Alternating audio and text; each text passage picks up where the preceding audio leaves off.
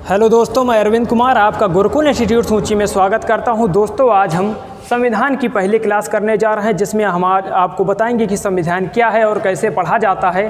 तो चलते हैं, क्लास को स्टार्ट करते हैं। लेकिन उससे पहले आप लोग क्लास को लाइक कीजिए और शेयर कीजिए और चैनल को सब्सक्राइब कर बेल बटन अवश्य दबाएँ, जिससे हमारी आने वाली सभी वीडियो के नोटिफिकेशन आपको नियमित रूप से मिल सकें। और जी हाँ दोस्तों, जितना हम बोर्ड पे लिखेंगे, अगर उसका आपको PDF फॉर्म में चाहिए तो आपको गुरुकुल इंस्टीट्यूट सूची टेलीग्राम चैनल ज्वाइन करना होगा, जहां पर हम डेली बेसिस पर क्लासों की PDF प्रोवाइड कराते हैं। तो चलते हैं, आज क्लास स्टार्ट करते हैं। आपको पढ़ना क्या है आज? भारतीय संविधान। क्या भारतीय संविधान के अंतर्गत हम आपको क्या क्या पढ़ाएंगे? पूरा संविधान हम आपको मैक्सिमम 30 से 35 क्लासों में कवर करने का प्रयास करेंगे। जो ये आपका मेन पढ़ाया जा रहा है, आपका SSC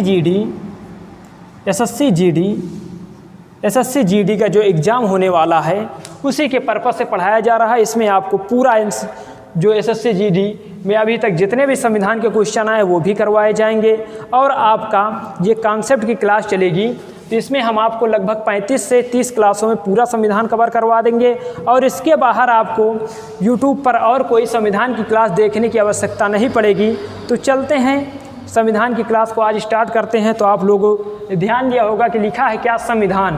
क्या संविधान? अगर संविधान का अगर संधि विच्छेद किया जाए तो ये होता क्या है? सम प्लस विधान। अगर संविधान का संधि विच्छेद किया जाए तो होता है सम प्लस विधान। तो सम माने क्या हुआ? समान। सम माने क्या हुआ? समान। और विधान माने क्या हुआ? यानी विधान का अर्थ हुआ कानून। यानी अगर आपसे पूछा जाए कि संविधान का संधि विच्छेद करने पर क्या होता है? सम प्लस विधान। और सम का मतलब होता है समान, और विधान का मतलब होता है कानून, यानी सब के लिए समान कानून। क्या? सब के लिए समान कानून। तो आप लोग हमारे साथ नोट्स बनाते चलिएगा, लिखिएगा सब के लिए समान कानून। जो ये संविधान है, ये क्या है? एक पुस्तक है। बेसिस क्या है संविधान? एक संविधान की एक पुस्तक है पूरी, जिसमें संविधान की एक पुस्तक है, जिस पुस्तक में आपको 22 भाग, 395 अनुच्छेद,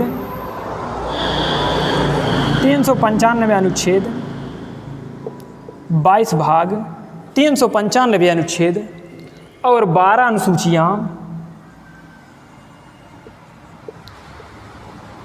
12 अनुसूचियाँ देखने को मिलेंगी। क्या? जो ये संविधान की बुक है यानी पुस्तक है, उसमें आपको 22 भाग, 395 अनुच्छेद और 12 अनुसूचियाँ देखने को मिलेंगी।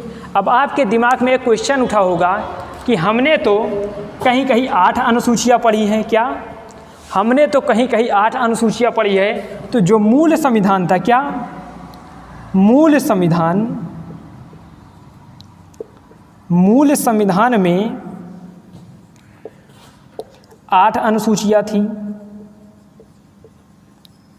मूल संविधान में 8 अनुसूचियाँ थीं, लेकिन उसके बाद में 4 और अनुसूचियाँ जोड़ी गई। जो 4 अनुसूचियाँ हैं वो कौन कौन है? अनुसूची 9, अनुसूची 10, अनुसूची 11 और अनुसूची 12, यानी जो 4 अनुसूचियाँ हैं वो जोड़ी गई।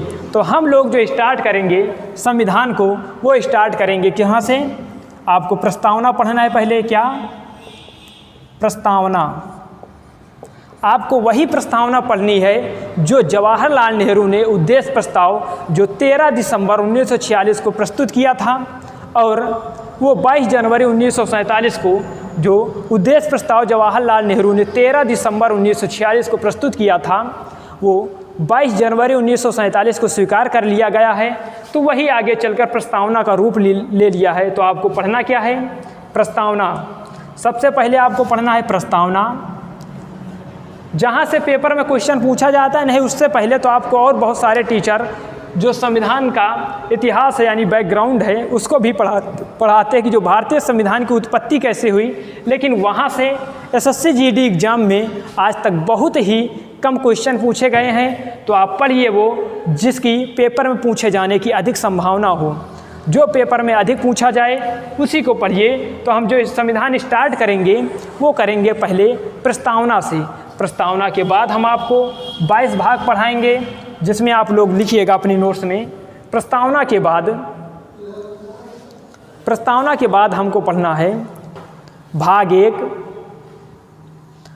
प्रस्तावना के बाद हमें पढ़ना है भाग 1।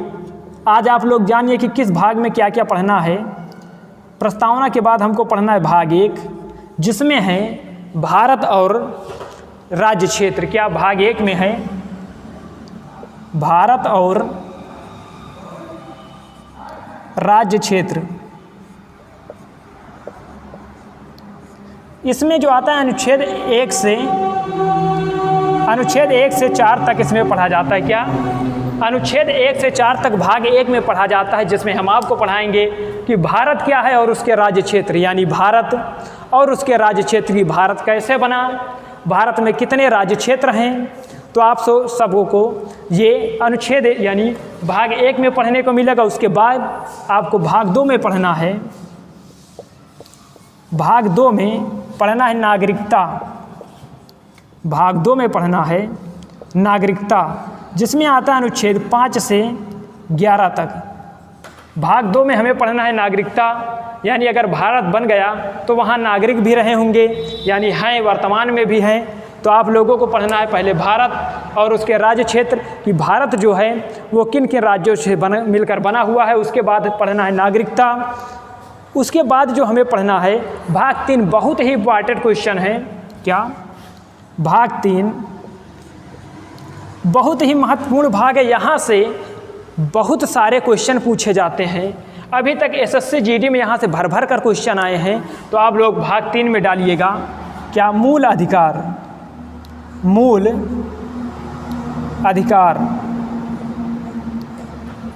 भाग 3 में पढ़ना है मूल अधिकार, जो है 12 से 35 तक। अनुच्छेद 12 से 35 तक हमें यहाँ पढ़ना है। मूल अधिकार में अनुच्छेद 12 से 35 तक पढ़ना है। उसके बाद हमें पढ़ना है मूल अधिकार पूरा ख़त्म करने के बाद भाग 4 में पढ़ना है राज्य के नीति निदेशक तत्व। क्या डीपीएसपी। क्या DPSP directive principle state policy. क्या directive principle state policy. DPSP हमें पढ़ना है ये अनुच्छेद 36 से 51 तक हमें पढ़ना है डीपीएसपी। क्या अनुच्छेद 36 से 51 तक हमें पढ़ना है डीपीएसपी। उसके बाद पढ़ना है, इसी में एक भाग और आता है भाग 4 का। क्या भाग 4 का, जिसे कहते हैं मूल कर्तव्य। क्या मूल कर्तव्य। भाग 4 का में हमें पढ़ना है क्या मूल कर्तव्य। मूल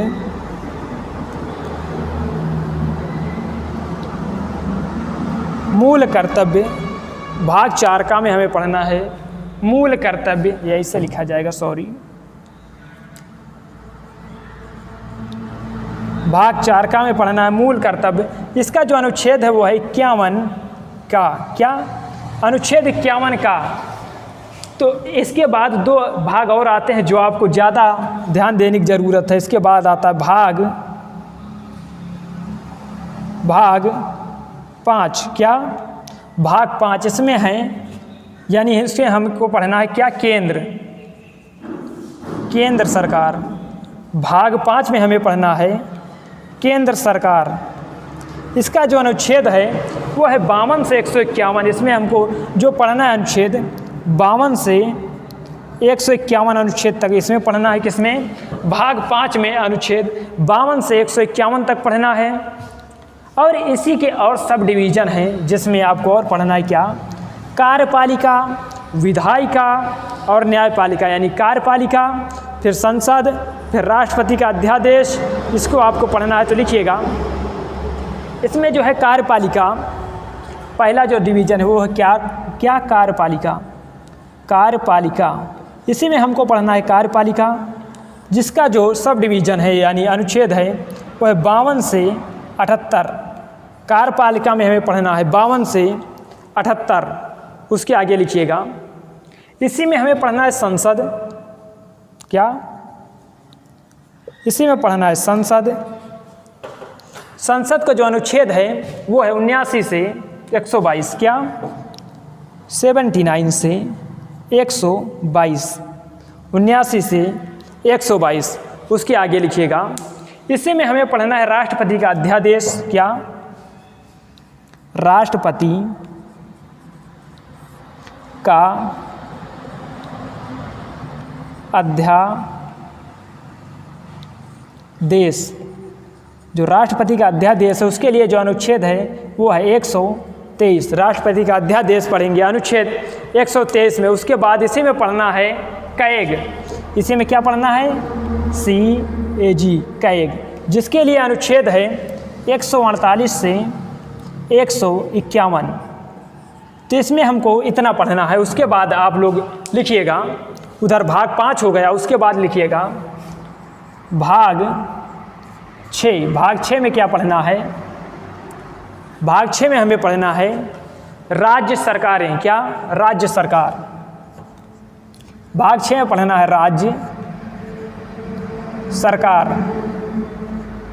भाग 6 में पढ़ना है राज्य सरकार, जिसका अनुच्छेद है 152 से 237, क्या, यहाँ हमें पढ़ना है अनुच्छेद 152 से 200, क्या, 152 से 237। तो आप लोग हमारे साथ अपनी नोट्स में ऐसे लिखते चलिएगा। कल से हमारी प्रॉपर क्लास शुरू हो जाएगी, जहाँ से हम आपको प्रस्तावना से शुरू करेंगे, क्या, प्रस्तावना से, जो बहुत ही महत्वपूर्ण है। प्रस्तावना से आपको कम से कम 50 ऐसे क्वेश्चन मिलेंगे जो अभी तक विभिन्न एग्जामों में पूछे गए हैं। तो आप लोग क्लास को ज़्यादा से ज़्यादा शेयर कीजिए। इसमें हम आपको SSC GD का एक भी क्वेश्चन संविधान से इस क्लास से बाहर नहीं जाने दूंगा। तो आप लोग आशा करते हैं कि क्लास को शेयर किए होंगे, लाइक किए होंगे। अगर आपने इस चैनल पर नए हैं तो चैनल को सब्सक्राइब कर बेल बटन भी अवश्य दबाएँ, जिससे हमारी आने वाली सभी वीडियो के नोटिफिकेशन आपको मिल सके। तो चलते हैं, लिखते हैं क्या, राज्य सरकार इसमें पढ़ना है। उसके आगे लिखिएगा अब जो भाग 7 है, क्या, आपको इसके बाद लिखना है भाग 7। भाग 7, जो भाग 7 था वो पहले था, लेकिन 7वां संविधान संशोधन 1956 में हुआ और इस भाग 7 को हटा दिया गया है, क्या, भाग 7 को हटा दिया गया है। अगर आपसे पूछा जाए कि भाग 7 को कब हटाया गया, तो आप लोग लिखिएगा 7वां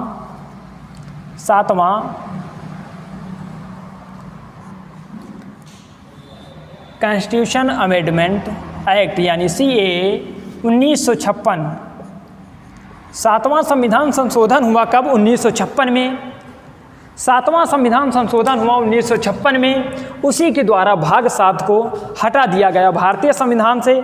अब भाग 7 नहीं है। उसके आगे लिखिएगा भाग 8। इसके आगे लिखिएगा भाग 8। भाग 8 में क्या पढ़ना है,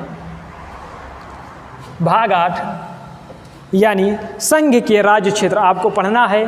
संघ राज्य क्षेत्र यानी केंद्र शासित प्रदेश। भाग 8 में पढ़ना है संघ राज्य क्षेत्र, क्या,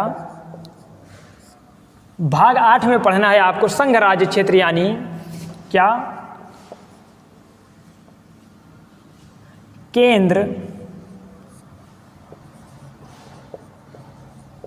केंद्र शासित, क्या, केंद्र शासित प्रदेश, केंद्र शासित प्रदेश। भाग 8 में पढ़ना है केंद्र शासित प्रदेश। उसके आगे लिखिएगा आपको भाग 9 में क्या पढ़ना है, क्या, भाग 9, क्या लिखिएगा भाग 9। भाग 9 में आपको पढ़ना है ग्राम पंचायतें, क्या, भाग 9 में आपको पढ़ना है ग्राम पंचायतें, ग्राम पंचायतें। भाग 9 में पढ़ना है आपको ग्राम पंचायतें, जिसका अनुच्छेद है 243 से 243 ओ, क्या, 243 से 243 ओ तक पढ़ना है। कितना? 243 से 243 ओ तक ग्राम पंचायत पढ़ना है। उसके बाद लिखो भाग 9A, भाग 9A या का, भाग 9 का आप लोग लिखिएगा। इसमें जो हमें पढ़ना है वो पढ़ना है नगर पालिका। क्या? नगर पालिका। भाग 9 का या ए में हमें पढ़ना है नगर पालिका, जिसका अनुच्छेद है 243 पी से 243 जेड जी तक। क्या? 243 पी से 243 जेड जी तक। उसके आगे लिखिएगा भाग 9 खा। क्या? भाग 9 खा। भाग 9 खा में पढ़ना है सहकारी समितियां। क्या? सहकारी समितियां। भाग 9 खा में आपको पढ़ना है सहकारी समितियां, जिसका अनुच्छेद है 243 जेड एच से। क्या? 243 जेड एच से 243 जेड टी। क्या? 243 जेड टी। इतना हो गया, लिखिएगा आप लोग अपनी नोट्स में। भाग 9 खा में हमें पढ़ना है क्या? सहकारी समितियां, जिसका अनुच्छेद 243 जेड एच से 243 जेड टी। उसके आगे लिखिएगा भाग 10। क्या? भाग 10। इन सभी को आप लोग अगर रोमन में लिखेंगे तो और बेहतर रहेगा। इसको हम आपको समझने के लिए ऐसे लिख दिए हैं, लेकिन अब आप लोग रोमन में लिखिएगा। इन सभी को आप लोग रोमन में भी याद करते चलिएगा, क्योंकि जो एग्ज़ाम होता है वहाँ पर आपको ऐसे भी लिखा मिल सकता है और इसका रोमन रूप भी देखने को मिल सकता है। तो भाग, अब इतना तो आप लोग आशा करते हैं कि रोमन में लिख लेते होंगे, लेकिन उसके आगे आप लोग लिखिएगा भाग 10 में। भाग 10 अनुसूचित जाति और जनजाति क्षेत्र। क्या? अनुसूचित जाति और जनजाति क्षेत्र। भाग 10 में लिखिएगा अनुसूचित जाति और अनुसूचित जाति और जनजाति, अनुसूचित जाति और जनजाति क्षेत्र, अनुसूचित जाति और जनजाति क्षेत्र। उसके आगे लिखिएगा भाग 11। क्या? भाग 11। भाग 11 में लिखिएगा केंद्र राज्य संबंधी। क्या? भाग 11 में केंद्र राज्य संबंध लिखना है। केंद्र राज्य संबंध, केंद्र राज्य संबंध। इसका जो अनुच्छेद है केंद्र राज्य संबंध का, केंद्र राज्य संबंध का अनुच्छेद लिखिएगा 245 से 263। कितना? केंद्र राज्य संबंध का 200 केंद्र राज्य संबंध का जो अनुच्छेद 245 से 263। कितना? 245 से 263। केंद्र राज्य संबंध में हम आपको अनुच्छेद पढ़ाएंगे। कितना? 245 से 263 तक केंद्र राज्य संबंध के बारे में चर्चा मिलती है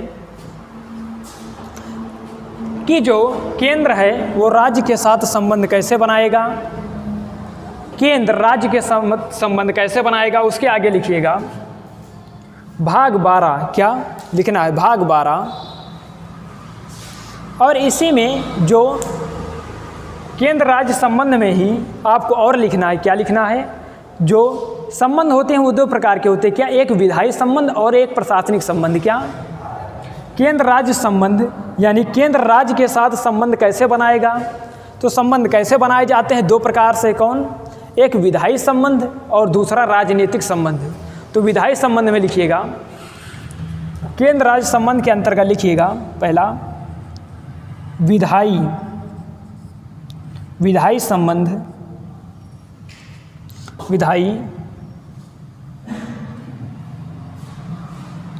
विधायी संबंध केंद्र राज्य संबंध के अंतर्गत लिखिएगा विधायी संबंध, जिसका अनुच्छेद 245 से, अनुच्छेद लिखिएगा 245 से 255, कितना, 245 से 255। इसकी आगे लिखिएगा प्रशासनिक संबंध। क्या, प्रशासनिक संबंध, प्रशासनिक संबंध, प्रशासनिक संबंध का अनुच्छेद लिखिएगा 256 से 263, 256 से 263। प्रशासनिक संबंध का जो अनुच्छेद है वो है 256 से 263। उसके आगे लिखिएगा, अगर आपने इतना अपने नोट्स में नहीं लिखा तो आप लोग स्क्रीनशॉट ले सकते हैं, फिर उसके आगे इसे मिटाते हैं। आशा करते हैं कि आप लोग स्क्रीनशॉट ले लिए होंगे। तो चलते हैं आगे, लिखिएगा उसके आगे भाग 12। क्या लिखना है, भाग 12।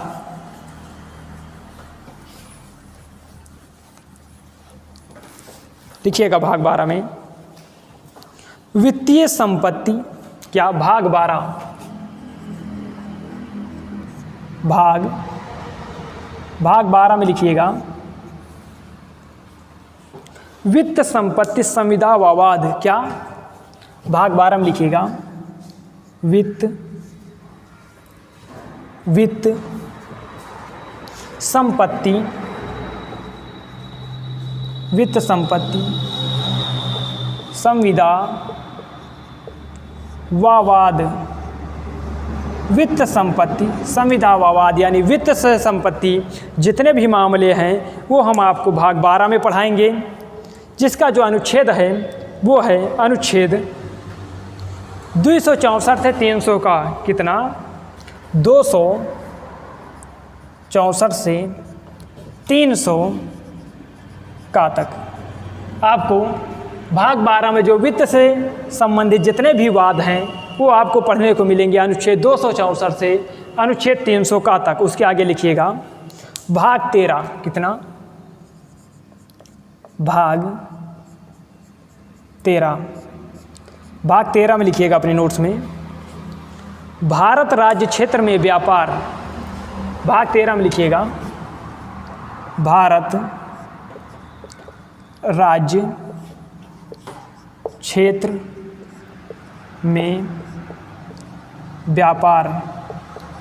जो भारत है वो सभी राज्य क्षेत्रों में व्यापार कैसे करेगा उसके बारे में हम आपको भाग 13 में पढ़ाएंगे। उसके आगे लिखिएगा भाग 14। क्या, भाग 14, भाग 14 में लिखिए राज्य के अधीन प्रशासनिक सेवाएं। क्या, राज्य के अधीन, राज्य के अधीन प्रशासनिक, राज्य के अधीन प्रशासनिक सेवाएं, राज्य के अधीन प्रशासनिक सेवाएं। इसको हम भाग 14 में पढ़ेंगे। उसके आगे चलते हैं, भाग 15 आपके लिए बहुत ही महत्वपूर्ण है, तो अपनी नोट्स में लिखिएगा भाग 14 के बाद हमको पढ़ना है क्या, भाग 15। क्या पढ़ना है, भाग 15। इसमें है निर्वाचन, भाग 15 में हमें पढ़ना है निर्वाचन। भाग 15 में पढ़ना है निर्वाचन, जिसका अनुच्छेद 324 से 329 का क्या 324 से 329 का निर्वाचन आयोग में हमें पढ़ना है अनुच्छेद 324 से 329 का। उसके आगे लिखिएगा भाग 16 क्या भाग 16। साथ साथ आशा करते हैं कि आप लोग नोट्स बना रहे होंगे। अगर आप नोट्स बनाएंगे तो बहुत बढ़िया रहेगा आपके लिए। देखिएगा भाग 16 कुछ विशेष वर्गों के लिए उपबंध क्या भाग 16 कुछ विशेष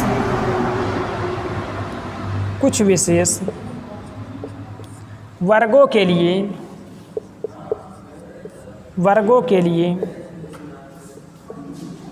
कुछ विशेष वर्गों के लिए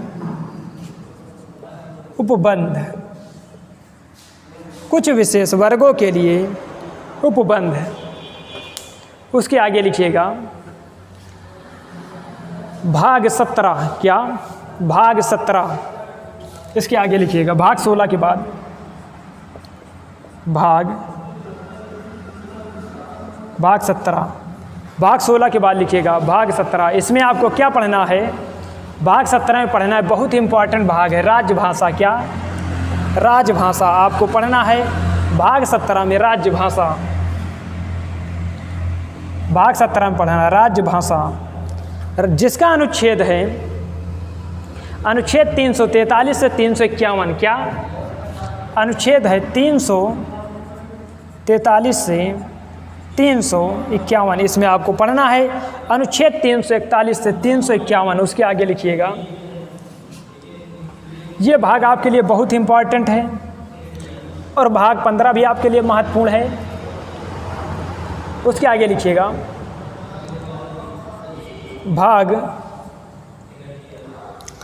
भाग 18। भाग 17 के बाद लिखिएगा, ये भी आपके लिए बहुत ही महत्वपूर्ण है। इसमें है आपात उपबंध। क्या भाग 18 में है आपात उपबंध, जिसका अनुच्छेद है अनुच्छेद 352 से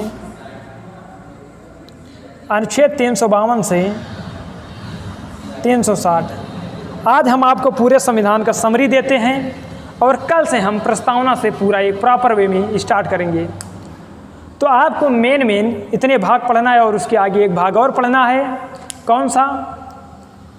लिखिएगा भाग 20, जो आपके लिए इम्पॉर्टेंट है। भाग 18 के बाद आपको पढ़ना है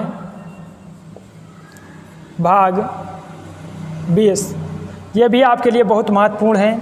इसमें है संविधान। भाग 20 में संविधान संशोधन।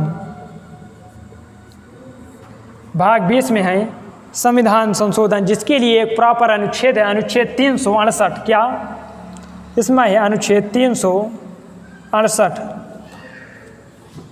भाग 20 में जो आपके लिए महत्वपूर्ण है पढ़ना है, जिसके लिए एक प्रॉपर अनुच्छेद है। क्या अनुच्छेद 368। तो आशा करते हैं कि आप लोग मेरे साथ लिख रहे होंगे और पूरा लिख लिए होंगे। उसके आगे चलते हैं, थोड़ा सा अनुसूचियों के बारे में आज समझते हैं, फिर उसके बाद क्लास कल से शुरू होगी।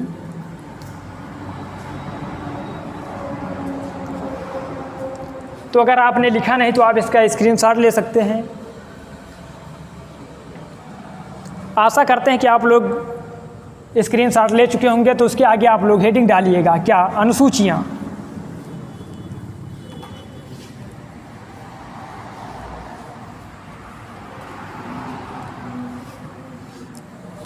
हेडिंग डालिएगा अनुसूचियाँ। चलते हैं पढ़ते हैं अनुसूचियाँ। अनुसूचियाँ क्या होती हैं?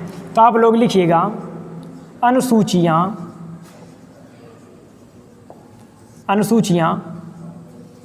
अनुसूचियाँ जो मूल संविधान में थी वो 8 थी। क्या?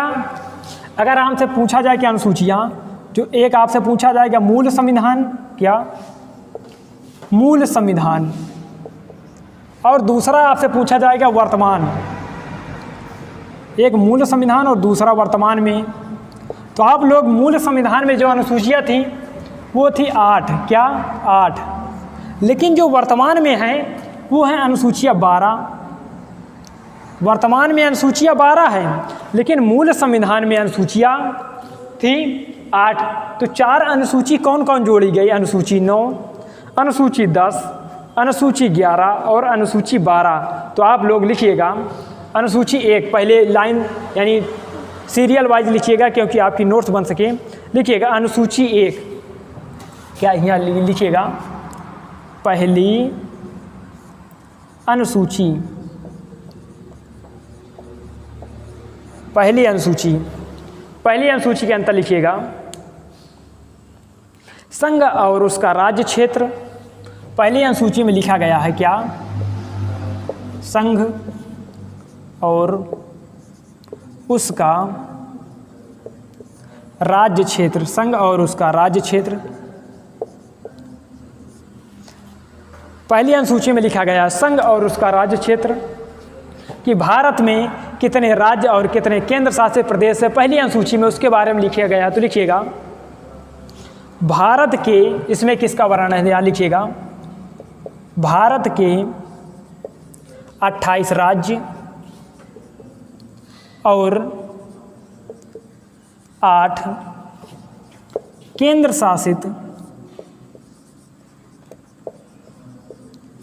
शासित प्रदेशों का वर्णन है। अनुसूची 1 में संघ और उसका राज्य क्षेत्र दिया गया है, जिसमें यानी कहा गया है कि भारत में 28 राज्य और 8 केंद्र शासित प्रदेशों के बारे में यहाँ वर्णन मिलता है, यानी बारे में बताया गया है। अब लिखिएगा अनुसूची 2, अब भारत बन गया तो उसके आगे लिखिएगा अनुसूची 2, क्या? दूसरी अनुसूची।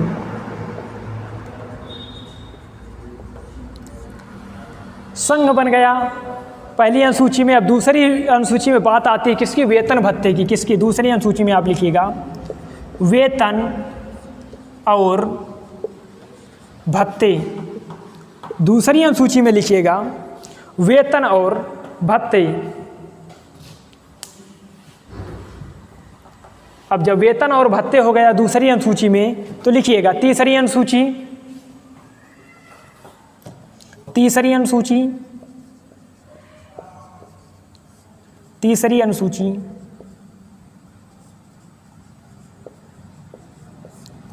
शपथ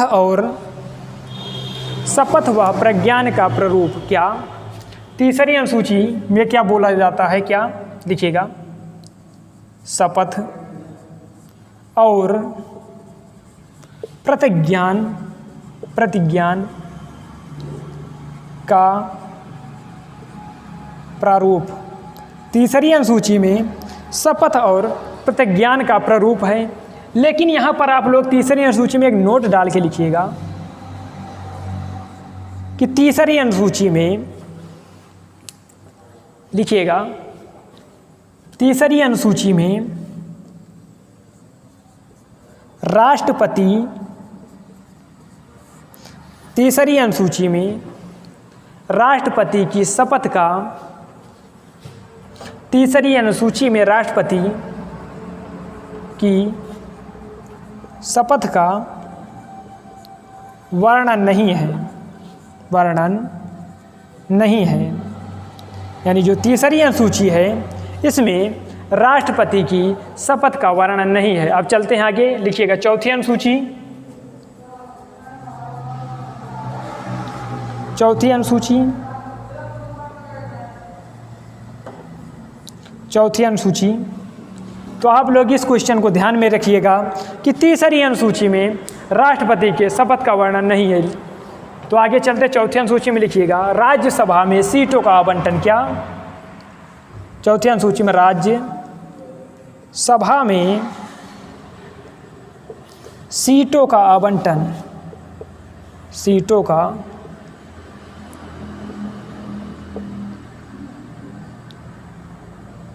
आवंटन, राज्यसभा में सीटों का आवंटन। लिखिएगा, उत्तर प्रदेश में राज्यसभा की 31 सीटें। अगर आपसे पूछा जाए कि सर्वाधिक राज्यसभा में सीटें किस राज्य में हैं, तो लिखिएगा उत्तर प्रदेश में राज्यसभा, उत्तर प्रदेश में राज्यसभा की 31 सीटें हैं। अगर आपसे पूछा जाए कि सर्वाधिक राज्यसभा की सीटें किस राज्य में हैं, तो आप लोग आंसर बताएंगे कि उत्तर प्रदेश में राज्यसभा की सर्वाधिक 31 सीटें हैं। उसके आगे लिखिएगा अनुसूची 5, क्या 5वीं अनुसूची, 5वीं अनुसूची, इसमें लिखिएगा 5वीं अनुसूची में अनुसूचित जाति और जनजाति क्षेत्रों का प्रशासन। 5वीं अनुसूची में लिखिएगा अनुसूचित जाति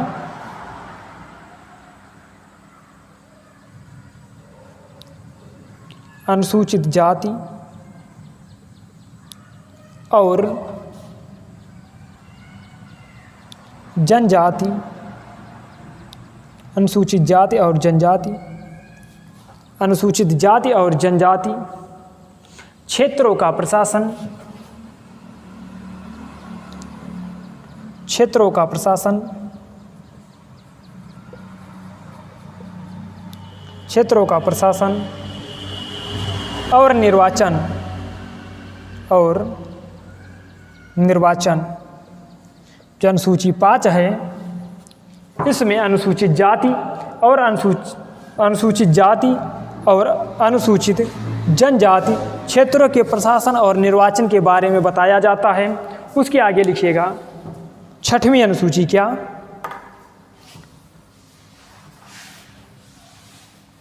अनुसूची 5 के बाद लिखिएगा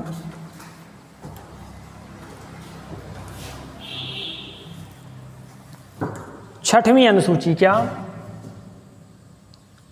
6वीं अनुसूची, 6वीं अनुसूची, 6वीं अनुसूची में लिखिएगा असम, मेघालय, त्रिपुरा, मिजोरम, क्या असम, मेघालय, त्रिपुरा, मिजोरम, असम, मेघालय, त्रिपुरा, मिजोरम के जनजातीय क्षेत्रों का प्रशासन, के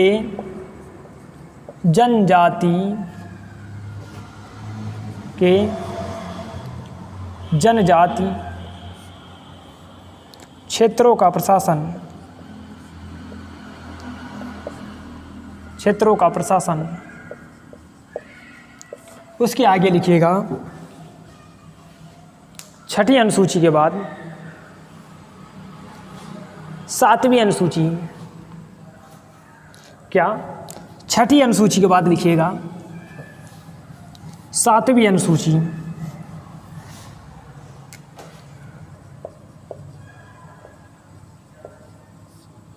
7वीं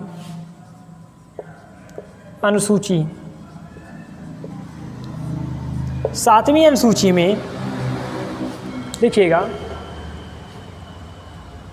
इसमें 3 सूचियों का वर्णन है। 7वीं अनुसूची में लिखिएगा इसमें 3 सूचियों का वर्णन है। 7वीं अनुसूची में 3 सूचियों का वर्णन है। तो आप लोगों को ये भी पता अवश्य होना चाहिए कि ये 3 सूचियाँ कौन कौन है। तो लिखिएगा नंबर 1, नंबर 2, नंबर 3। नंबर 1 में लिखिएगा संघ सूची, संघ सूची। नंबर 2 में लिखिएगा राज्य सूची, राज्य सूची। और नंबर 3 में लिखिएगा समवर्ती सूची, समवर्ती सूची। यानी 7वीं अनुसूची में 3 प्रकार के सूचियों का वर्णन मिलता है, जिसमें से पहला है संघ सूची, दूसरा राज्य सूची और तीसरा समवर्ती सूची। तो इसको कानून बनाने के अधिकार पर विभाजित किया गया है। तो जो संघ सूची है इस पर केवल संघ सरकार कानून बना सकती है। क्या? संघ सूची पर केवल संघ सरकार कानून बना सकती है और राज्य सूची पर केवल राज्य सरकार कानून बना सकती है। लेकिन जो समवर्ती सूची है इस पर दोनों लोग कानून बना सकते हैं। क्या? दोनों। समवर्ती सूची पे दोनों कानून बना सकते हैं। तो लिखिएगा, उसके बाद लिखिएगा कि जो पहले संघ सूची में विषय थे वो 97 थे। क्या? पहले विषय थे संघ सूची में कितने विषय? 97। लेकिन वर्तमान में कितने हैं? वर्तमान में 100 हैं।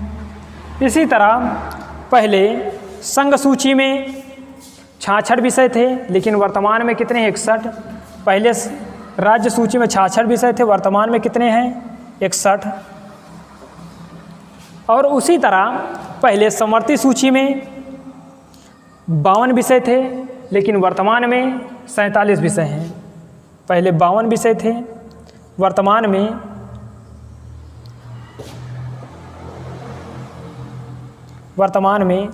47 विषय हैं। वर्तमान में 47 विषय हैं।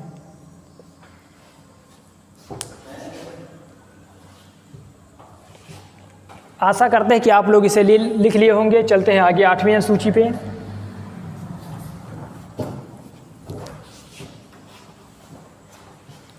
लिखिएगा 8वीं अनुसूची।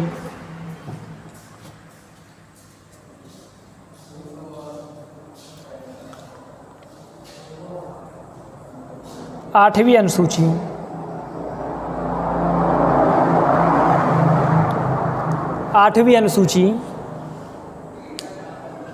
आठवीं अनुसूची में लिखिएगा, इसमें मान्यता प्राप्त वैध भाषाओं का उल्लेख है। क्या? इसमें मान्यता प्राप्त 22 भाषाओं का उल्लेख है।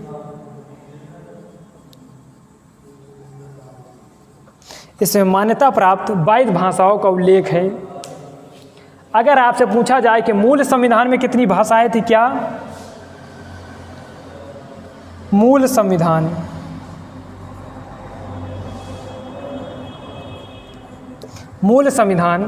तो आप लोग आंसर देंगे कि मूल संविधान में 14 भाषा थी।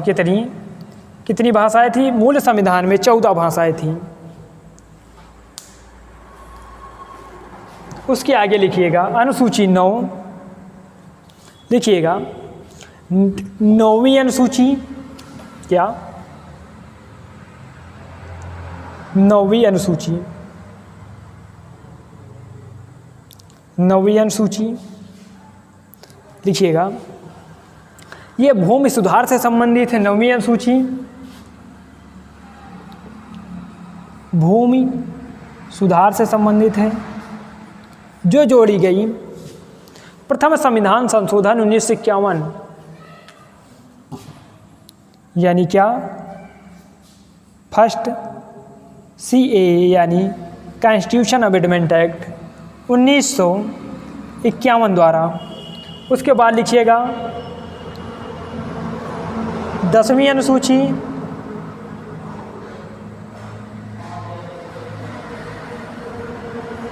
10वीं अनुसूची जो दल बदल से संबंधित है। दल बदल पर रोक से। क्या?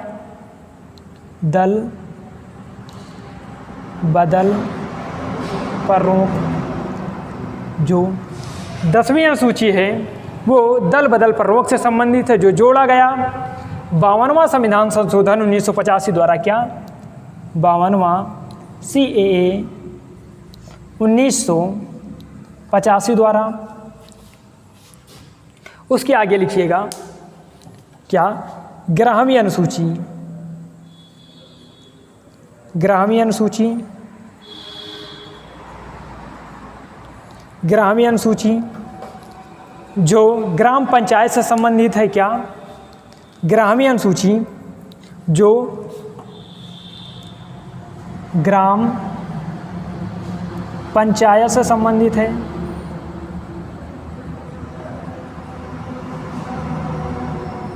जो ग्राम पंचायत से संबंधित है। जो ग्राम पंचायत से संबंधित है। ये जोड़ी गई 73वां संविधान संशोधन 1992 क्या, 73वां CAA 1992 द्वारा जोड़ी गई। इसमें अगर आपसे विषय पूछा जाए कि जो ग्राम पंचायत के विषय कितने हैं, क्या विषय, तो इसमें कुल 29 विषय हैं। ग्राम पंचायत जो ग्रामीण अनुसूची है ग्राम पंचायतों से संबंधित है, जो जोड़ी गई 73वां संविधान संशोधन 1992 द्वारा। इसमें अगर आपसे विषय पूछा जाए तो उसमें विषय की संख्या 29 है। उसके आगे लिखिएगा ब्राह्मी अनुसूची क्या, ब्राह्मी अनुसूची, ब्राह्मी अनुसूची में लिखिएगा नगर पालिका से संबंधित, किससे, ब्राह्मी अनुसूची नगर पालिका, ब्राह्मी अनुसूची नगर पालिका से संबंधित है। जो जोड़ी गई ये भी 74वां संविधान संशोधन 1992 क्या, ये जोड़ी गई 74वां CAA 1992। अगर आपसे पूछा जाए कि नगर पालिका में विषय कितने हैं तो आप लोग आंसर देंगे कि जो ब्राह्मी अनुसूची नगर पालिका उसमें विषय कितने हैं, क्या विषय, अगर आपसे विषय पूछा जाए तो इसमें कुल विषय की संख्या 18 है। क्या, कुल विषयों की संख्या 18 है। तो दोस्तों आशा करते हैं कि आप लोग मेरे साथ नोट्स बनाए होंगे। अगर वीडियो संबंधित अगर कोई भी प्रॉब्लम है तो आप लोग कमेंट से बताइएगा। अगर क्लास अच्छी लगी हो तो आप लोग क्लास को लाइक, शेयर और चैनल को सब्सक्राइब करना ना भूलें और बेल बटन अवश्य दबाएं, जिससे हमारी आने वाली सभी वीडियो के नोटिफिकेशन आपको नियमित रूप से मिल सकें। और जी हाँ दोस्तों, अगर हमने जितना बोर्ड पर लिखा है अगर आपको उसका PDF फॉर्म में चाहिए तो आपको गुरुकुल इंस्टीट्यूट सूची टेलीग्राम चैनल ज्वाइन करना होगा, जहाँ पर हम डेली बेसिस पर क्लासों की PDF प्रोवाइड कराते हैं। तो ये आज का संविधान का इंट्रोडक्शन था। कल से हम प्रस्तावना से कंटिन्यू क्लास शुरू करेंगे। तो धन्यवाद, मिलते हैं नेक्स्ट क्लास में।